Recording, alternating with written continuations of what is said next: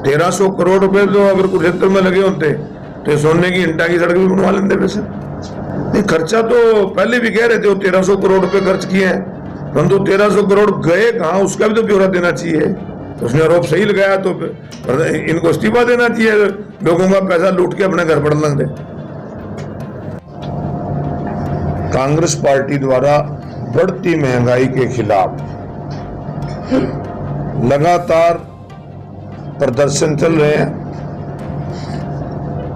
उसी कड़ी में हर जिला हेडक्वार्टर पे देश के पार्टी की तरफ से पार्टी के सभी वरिष्ठ साथियों की एक ड्यूटी लगाई गई कि मीडिया के माध्यम से भी बढ़ती महंगाई के खिलाफ आवाज उठाई जाए।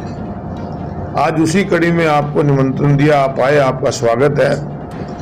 आज देश के अंदर लगातार महंगाई बढ़ती जा रही है। 5 स्टेटों के चुनाव थे,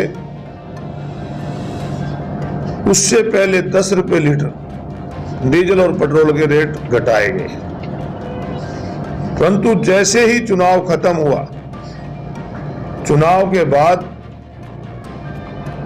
12 रुपए से ऊपर प्रति लीटर डीजल और पेट्रोल के रेट बढ़ गए।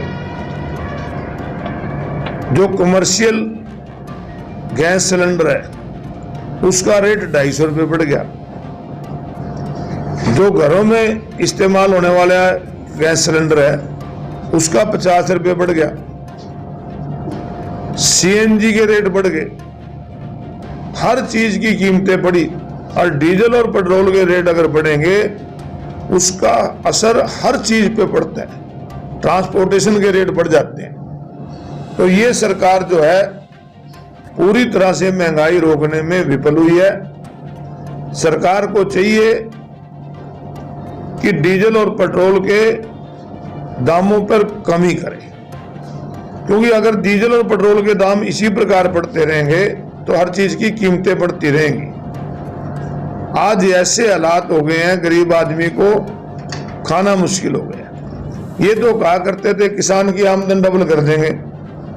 आज किसान की ऐसी हालत है कि इस पिछले साल जो जीरी का सीजन था, आलू का सीजन था, और अब गेहूं का सीजन, गेहूं किसान का जो लागत है वो भी आज गेहूं में पूरी नहीं हो रही।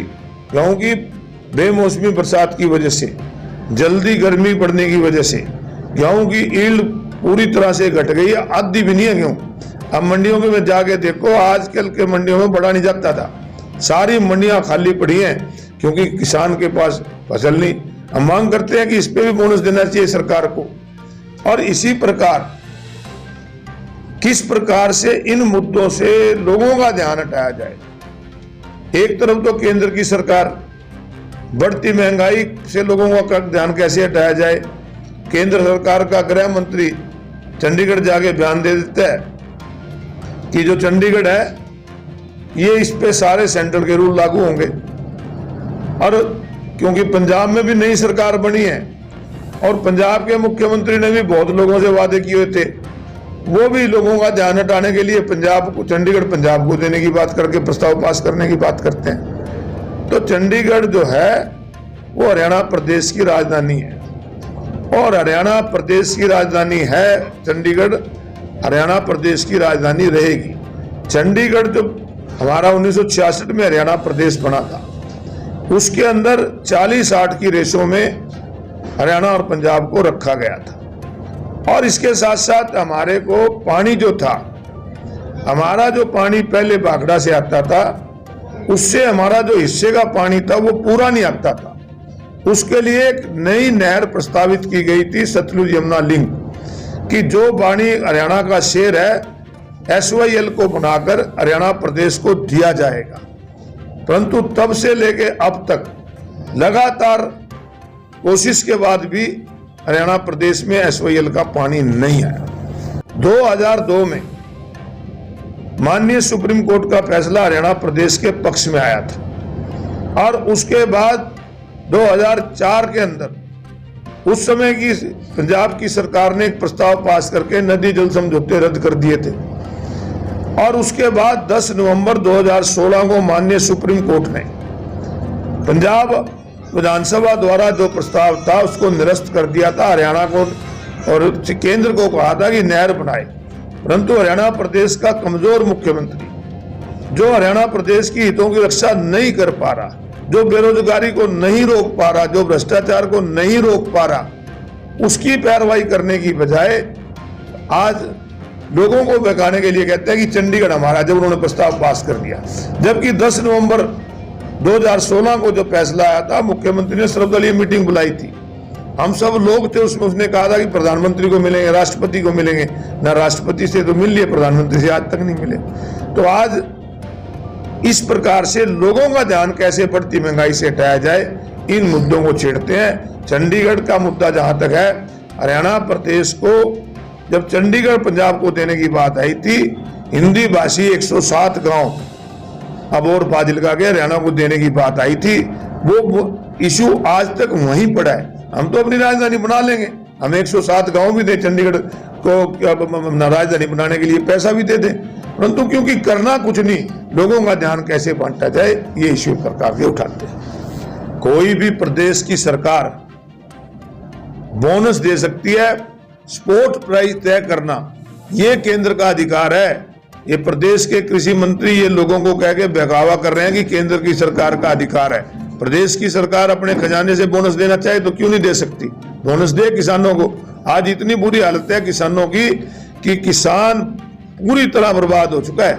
आज कहीं 20 मन गेहूं निकल रही है, कहीं 25 मन गेहूं निकल रही है, इससे ज्यादा यील्ड ही नहीं आ रही है। जहां 25-25 क्विंटल आती थी, आज 25-25 मन गेहूं निकल रही है किसान की। किसान पूरी तरह मारा गया इस पर। सिंह जी उठ गए। देखिए, ये सरकार मैंने पहले कहा किसान विरोधी है। अब दाना अगर पतला पड़ा है, किसान ने पतला कराया क्या? ये तो मौसम की मार पड़ी है, तो किसान का तो इसमें कोई कसूर नहीं। सरकार को तो सारी गेहूं खरीदनी चाहिए। वापस क्यों भेज रहे हैं? वापस ही भेज रहे हैं, एक साजिश के तहत भेज रहे हैं। किसान को कैसे परेशान किया जाए?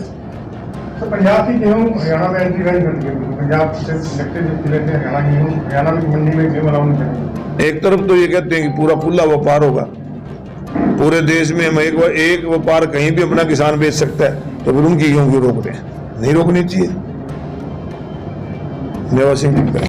पंजाब से सस्ता डीजल पेट्रोल हुआ करता था और अब हरियाणा प्रदेश में महंगा है, तो हरियाणा प्रदेश की सरकार को, मैं तो ये कह रहा हूं देश की सरकार को, जहां सारी चीजों पे जीएसटी है, तो पेट्रोल और डीजल पे भी जीएसटी लगाएं।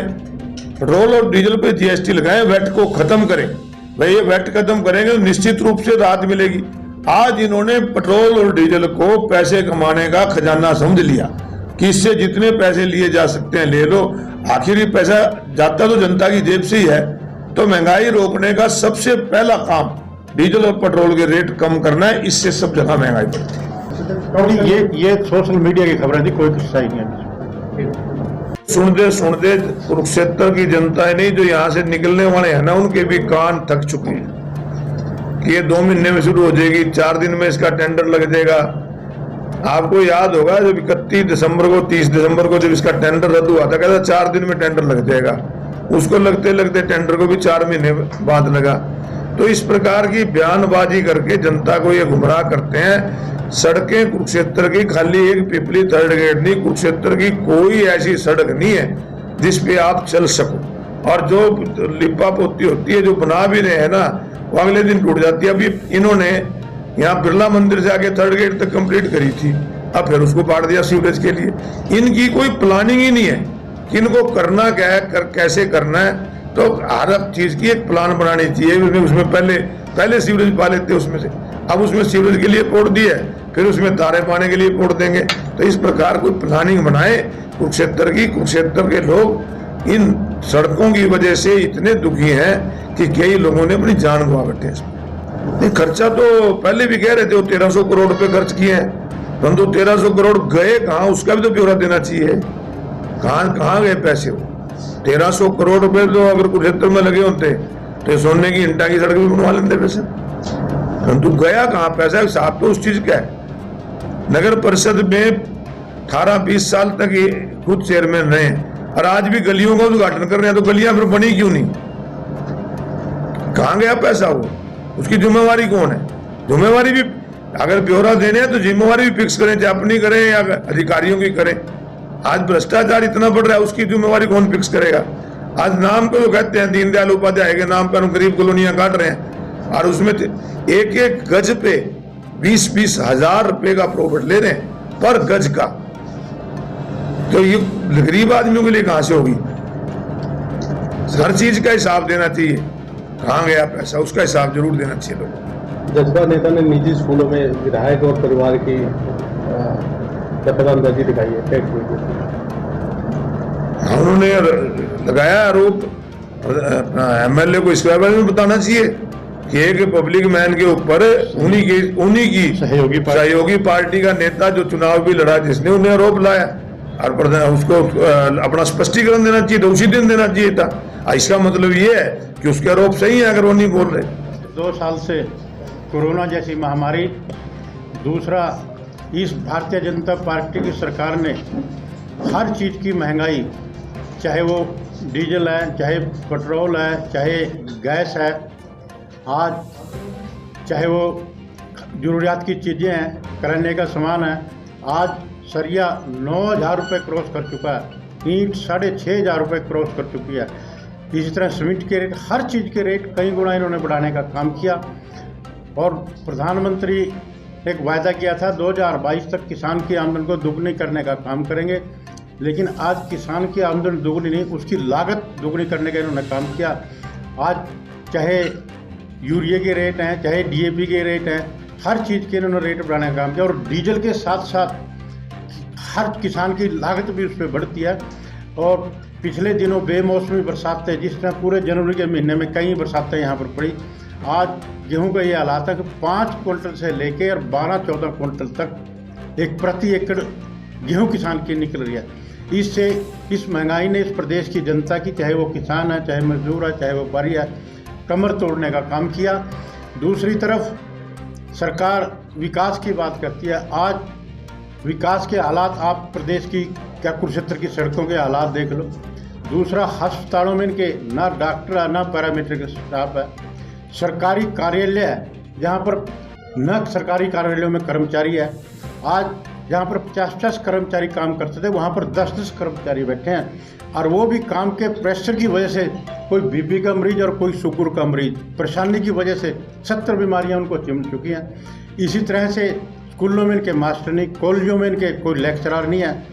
आज हरियाणा प्रदेश का नौजवान बच्चा +2 करने के बाद कोई कॉलेज में एडमिशन नहीं ले रहा, कोई बीएड कॉलेज में एडमिशन नहीं ले रहा, कोई इंजीनियरिंग कॉलेज में एडमिशन नहीं ले रहा। आईलैट्स करके सब विदेश भागना चाह रहे हैं। ये हालात बेरोजगारी की इस प्रदेश की इन्होंने कर दिया। जिस तरह से चौधरी भूपेंद्र सिंह हुड्डा जी के राज में यहाँ पर पॉलिटेक्निक बनी थी, ITI बनी थी, इंजीनियरिंग कॉलेज बने थे, आज उन सब को ताले लग चुके हैं। कोई बच्चा उनमें एडमिशन नहीं ले रहा। ये सिर्फ इस सरकार की गलत नीतियों की वजह से, गलत पॉलिसी की वजह से, रोजगार ना देने की वजह से उन सबको ताला लग गया। आज हरियाणा, अगर यही हालात चलते रहे, हरियाणा प्रदेश में कोई भी नौजवान बच्चा ढूंढा नहीं मिलेगा। ये हालात इस प्रदेश ने, इस सरकार के करे, तो हम तो यही मांग करते हैं कि कांग्रेस पार्टी की तरफ से कि टैक्स कम करके, वैट कम करके, तेल पे, पेट्रोल पे, डीजल पे, खाद पे, दवाइयों पे और अन्य ज़रूरत की चीज़ों पे इस जनता को राहत देने का काम करें, ताकि ये जनता अपना गुजर बसर अपने बच्चों का पालन पोषण कर सके।